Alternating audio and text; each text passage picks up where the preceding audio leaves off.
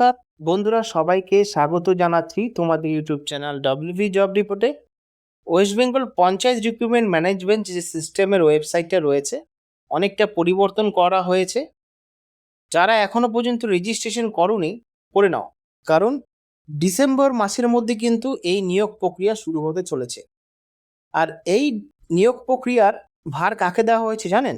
ভার দেওয়া হয়েছে পিএসসিকে, পাবলিক সার্ভিস কমিশনকে দেওয়া হয়েছে এই নিয়োগ প্রসেসের ভার।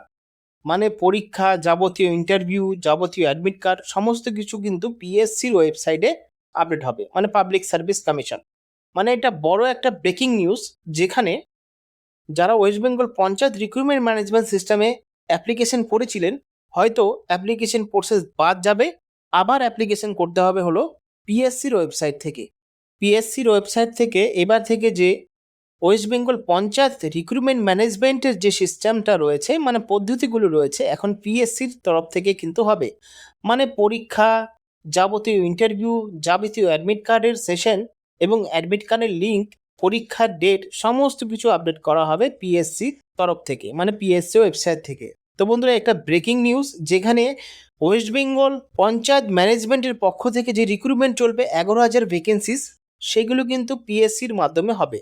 দিলীপ ঘোষ আজ একটি কনফারেন্সে তিনি কিন্তু এটা নিয়ে আলোচনা করেছিল, যে একজন জিজ্ঞাসা করেছিল যে পঞ্চায়েত রিক্রুটমেন্টের অবস্থা কি। তিনি কিন্তু আপডেট দিয়েছে যে পঞ্চায়েত রিক্রুটমেন্ট ম্যানেজমেন্ট যে ওয়েবসাইটটা রয়েছে, তার পরিবর্তে পিএসসির ওয়েবসাইটে কিন্তু কাজকর্ম চলবে। মানে পিএসসির ওয়েবসাইট থেকে এবার থেকে আবেদন করতে পারবে। আরও বিষয়, সেটা হলো বিগ ব্রেকিং নিউজ এটা, কারণ এর আগে তো বিষয়টা ছিল না। মানে পিএসসির হাত ধরে এখন পঞ্চায়েতে রিক্রুটমেন্ট চলবে। পঞ্চায়েতে যে 11,000 ভ্যাকেন্সি বা নিয়োগ, ডিসেম্বরের মধ্যে প্রক্রিয়া শুরুর ঘোষণা মাননীয় মন্ত্রী দিলীপ ঘোষে। তো আশা করি বিষয়টা পুরোটা ক্লিয়ার হয়ে গেল আপনাদের।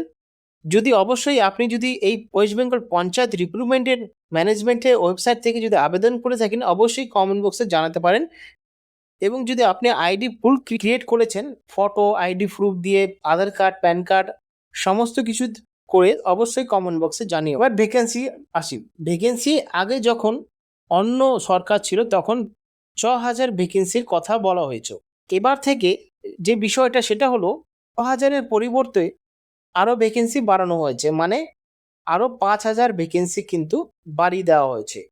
এই 5,000 এবং 6,000 ভ্যাকেন্সি মিলিয়ে হচ্ছে 11,000 ভ্যাকেন্সি। এই 11,000 ভ্যাকেন্সি কোথায় কোথায় রিক্রুটমেন্ট করা হবে? প্রথমে তো সমস্ত মিউনিসিপ্যালিটিতে, মানে পৌরসভাগুলোতে রিক্রুটমেন্ট করা হবে। সাথে রিক্রুটমেন্ট করা হবে পঞ্চায়েতগুলোতে, পঞ্চায়েত প্রধান, বিডিও অফিসের সামনাসামনি, এবং কিছু কিছু পোস্ট থাকবে হলো ওয়ার্ড অফিসের জন্য। তার জন্য সমস্ত পোস্ট মিলিয়ে হচ্ছে 11,000 ভ্যাকেন্সিস।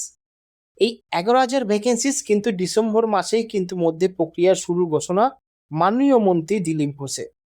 আর এখানে একটা বিগ ব্রেকিং নিউজ, যেটা হলো এই ডিসেম্বর মাসের মধ্যেই কিন্তু এই প্রক্রিয়া সম্পূর্ণ হবে। তো আশায় থাকো, যারা যারা আবেদন করবে বা আবেদন করেছো, ইএসসির মাধ্যমে কিন্তু এবার আবেদন হবে। ভিডিও যদি ইনফরমেটিভ মনে হয়, বন্ধুদের সাথে শেয়ার করবে, চ্যানেলটি সাবস্ক্রাইব করে পাশে থাকা বেল আইকনে প্রেস করে দেবে। ধন্যবাদ।